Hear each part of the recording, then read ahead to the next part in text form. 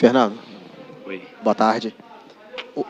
Foi uma vitória imponente do Fluminense, pode-se dizer assim, porque a Cabo Friense, apesar do gol, teve poucas chances, mas foi uma partida diferente, a começar pela escalação, a começar pelas ausências. Como foi o planejamento para essa partida, sabendo que você não teria o Bruno Silva e principalmente o Everaldo, e como você viu essas mudanças dentro de campo? Como você viu essas mudanças se portando dentro de campo? Eu acho que o Alan entrou muito bem, dentro das características dele mesmo. O Dodge também fez uma boa partida, mas teve que jogar um pouco fora das suas características. E o time se portou bem com os dois jogadores em campo. A gente, principalmente no setor ofensivo, a gente fez 2 gols, mas poderíamos ter feito outros.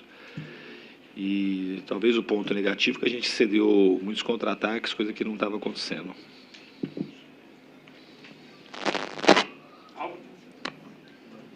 Fernando, boa noite. Boa noite.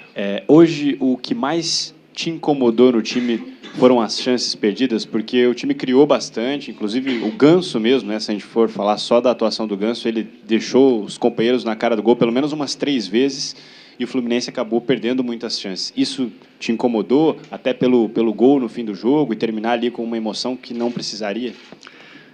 Não incomodou, mas eu acho que o ponto mais negativo na frente desse foi as transições que a gente ofereceu para o Cabo Friense.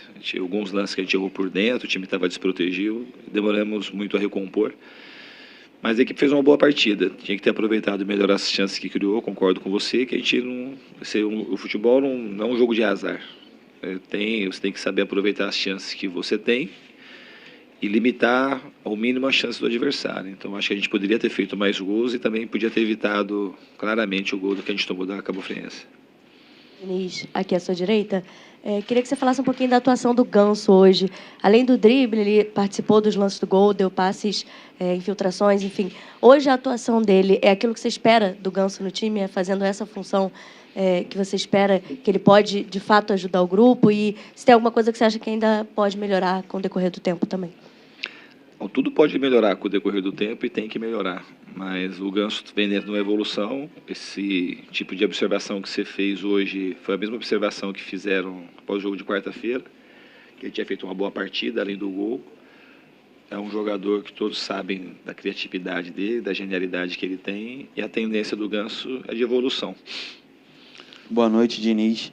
No segundo gol, uma jogada bem característica de um time que gosta da bola. A jogada começou pelo lado direito, passou pelo meio e foi para a esquerda. Não deu certo, voltou para o meio e foi para a direita, onde o Luciano finalizou e acabou fazendo o segundo gol do Fluminense. Esse é o tipo de jogada característico, como eu disse, que um time gosta da posse. Hoje, você acha, na sua visão, que o Fluminense conseguiu emplacar o dinamismo que você já cobrava em outros jogos, quando o time chegava ao ataque? A questão ofensiva hoje, se não foi o melhor jogo nosso do ano, foi um dos melhores. O placar podia ter sido mais elástico, as chances criadas elas foram muito claras, um volume grande de escanteios também. Então, nesse sentido, sim. Eu acho que a gente tem muito para evoluir ainda. A questão do tempo, dos treinamentos, os jogadores vão ganhando maior entrosamento, jogando juntos em sequência. A gente espera evoluir com o passar do tempo. Diniz, boa noite. Boa Com noite. todas essas mudanças aí citadas no meio, principalmente na posição de volante, como é o seu trabalho? Você adequa os jogadores ao time ou o time aos jogadores que estão entrando? Eu acho que é uma interlocução das duas coisas. A gente tem jogadores que a gente tem que adaptar um pouco ao sistema, e o sistema às vezes se adapta um pouco aos jogadores, para a gente fazer um todo cada vez mais forte. É isso que eu tento fazer.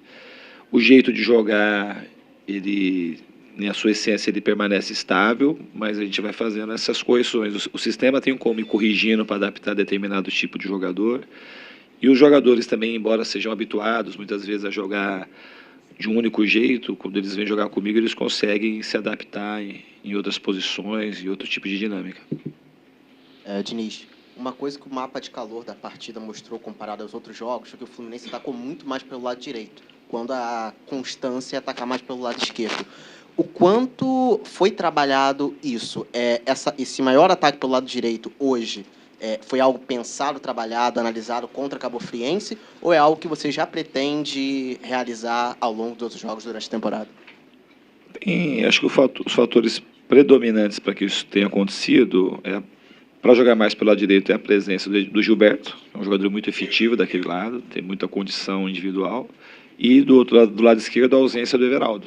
É um jogador que, quando joga,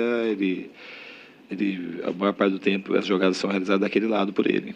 Então, essa descompensação no dia de hoje, eu acho que é pela presença do Gilberto. É uma tendência do time equilibrar as ações do lado direito. Isso a gente já estava sendo falado desde o começo da competição. Então, a presença do Gilberto facilita isso. E a ausência do Everaldo, por outro lado, acaba deixando o lado esquerdo um pouco mais frágil nesse sentido de ser mais agudo por aquele setor. Boa noite. Boa noite, Diniz. Rodrigo Santana, da Web Sport TV. Diniz, o Fluminense teve a oportunidade de faturar a partida com mais facilidades. Desperdiçou algumas chances claríssimas de gols. Até que ponto se te procura em algum jogo que possa ser decisivo e o Fluminense acabar perdendo a oportunidade de ser até eliminado de uma partida, de um campeonato, devido a esses gols perdidos e de finalizar essa partida, podendo ser muito mais fácil a vitória do Fluminense? Não é uma coisa que hoje me preocupa, é uma coisa que a gente tem que estar atento, que a gente tem que aproveitar melhor as chances criadas. Tem um fator positivo disso, foi que conseguiu criar muitas chances. A gente tem que saber aproveitar melhor que em determinadas partidas poderia fazer falta. No jogo de hoje poderia fazer falta também. Porque o futebol ele é muito incerto. Às vezes, no último lance, por as contingências do jogo, você podia tomar um empate. O cara acerta um chute fora da área, ou numa jogada individual, como aconteceu o primeiro gol da Cabo Friense. Então, a gente tem que aproveitar melhor as chances criadas. Mas, em contrapartida, acho que chances claras de gol, talvez seja o jogo que a gente teve um volume maior de oportunidades. No Campeonato Carioca, eu acho que certamente foi o jogo que a gente mais criou chances claras e chances criadas muito dentro da característica do time, com muita troca de passe, jogada pelo lado e chegada de muitos jogadores na área. Então, de maneira geral, a presença do time no que diz respeito à parte de criação, hoje ela foi uma partida muito boa. Gente, boa noite. Queria que você falasse um pouco do jogador especial, o Pablo Diego, que hoje a torcida pediu, gritou o nome dele. É um jogador que você conta e pretende utilizar nos próximos jogos. Como que é a situação dele, como está a situação dele no elenco, tudo mais? Enquanto ele está aqui com a gente, todo mundo que está aqui eu conto. Só que eu estou observando os treinamentos, as características da partida e eu opto pelos jogadores que eu acho que naquele momento são mais adequados para cumprir a função que eu quero. Mas todo mundo que está aqui tem, enquanto os jogadores estão aqui, estou trazendo para o banco, tem condições de jogar e estão brigando pelo seu espaço. Diniz, sobre a sua opção pelo Dodge, eu queria que você avaliasse a atuação dele e por que você fez essa opção de escalar o Dodge ali no lugar do Everaldo. Desculpa. É um jogador que eu gosto muito, acho que é um jogador talentoso. Eu conheço o Dodge desde era Douglas Moreira, o nome que ele usava no Criciúma. É um jogador que está se adaptando a esse mundo dos grandes clubes, como é o Fluminense, e tem treinado muito bem e fez uma partida taticamente estável, jogou um pouco fora das suas características principais, mas ele fez um bom jogo e é um jogador que tende a evoluir muito também durante a temporada.